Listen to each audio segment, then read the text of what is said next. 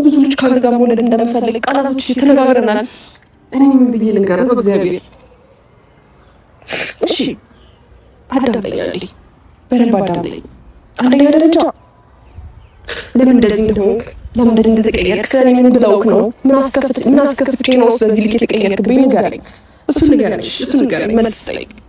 መልስ ስጠኝ አብርሃም፣ ለምን የተቀየርክብኝ? ንገረኝ።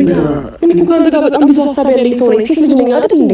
ስለአንተ እኮ በጣም ብዙ ነገር ነው የማስበው። እንዴት ነው በዚች በሁለት ቀን በሶስት ቀን ቅጽበት ውስጥ እንዴት ነው ከኔ ልትርቅ የምትችለው አብርሃም?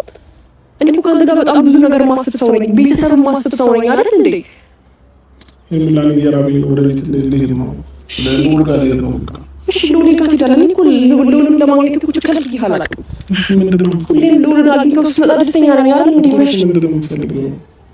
አንደኛ ወደ ቀልብ ተመለስና ከኔ ጋር ያለህን ህይወት ቀጥል። ከቀልብ ጋር አይደለም አብርሃም። እኔ ነኝ ያንተ ፍቅረኛ። እኔ ነኝ አሁን አዲስ ቤት የጀመርከው ከኔ ጋር ነው። እዚች ጋር ሄርሜላኔ አሁን ከሩታ ጋር ነው የምፈልገው። ኮርት አይደል እንዴ? እኔ ከሩታ ፍቅረኛ ብቻ ነው መሆን የምችለው። ሩታ እኮ የልጅህ እናት ነበረች፣ ፍቅረኛ ሳይሆን የልጅህ እናት ነበረች እኮ። በቅርብ ልንጋባ ነው እሺ እኔስ አዲስ ቤት የጀመርከው ሄርሜላስ ያ ሁሉ ቃላቶች ክስ እንደምትወደኝ እንደምታፈቅረኝ ብዙ ልጆች እንደምንወልድ ብዙ ሰክሰስ እያሰብን የነበራቸው ነገሮችስ ከሩታ ጋር እንዴት ነው ተመልሰህ የምትጋባው? አብርሃም እንዴት ነው ጨርሻለሁ ብለህ ከምታስበው ህይወት ጋር ተመልሼ እጋባለሁ የምትለው? በጤናት ነው አብርሃም? እኔ እስከሊጋ አዲስ ቤት ጀምረሃል። ምን ይጎላታል? ምን ያንሳሳል? አይደለም እያልኩ ያለሁት አብርሃም። እዛ ጋር ህይወትህን ጨርሰሃል። አሁን ከኔ ጋር አዲስ ቤት የጀመርክ ሰው ነህ። ቆየህ እኮ ከኔ ጋር ህይወት ከጀመርክ። ያው ቀለበት ያደረክልኝ አንተ ነህ እኮ። እንዴት ቀለበቶችን ትክዳለህ? ለምንድን ነው ቃውተህ እኮ ወደ ፍቅርህን ፈልገህ እኮ ነው ያደረክልኝ አይደል እንዴ? ሰርፕራይዝ አድርገኸኝ እንደምትወደኝ እንደምታፈቅረኝ በጣም በብዙ ነገሮች አንገቴን ቀና ያስደረግሽልኝ በጣም ጥሩ ሴት ናት ሄርሜላ። እንዴ ምን ሆነሃል አብርሃም? ንገረኛ፣ ምን አስቀይሜ ነው? በቃ እሺ አሁን ምን ነገር እንደርሰውና እነሱ እዛ ጋር አይደሉ? እኔ እናንተ ወደ ቤት እንሂድና በደንብ ረጅም እናወራለን።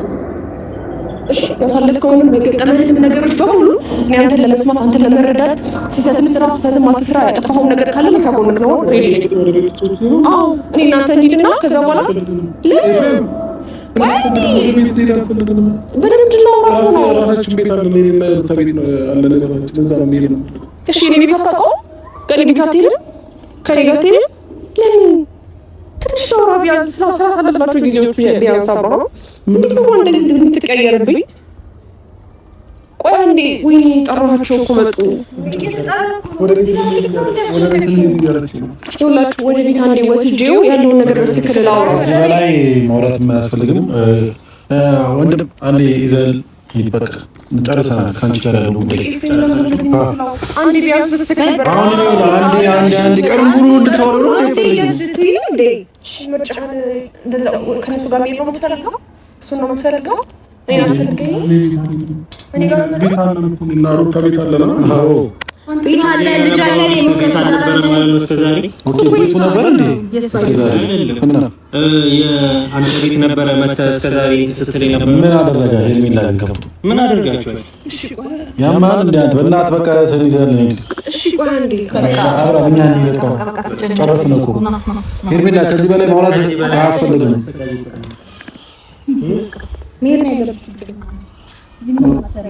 መጀመሪያውኑ ተናግሬያለሁ ምንም ነገር እንደማይቀየር ገብቶሃል። አሁንም ቢሆን እህትህን ይዘህ መሄድ ያለብሽ ሄርሜላ። ከዚህ በላይ እዚህ መቆየት አያስፈልግም።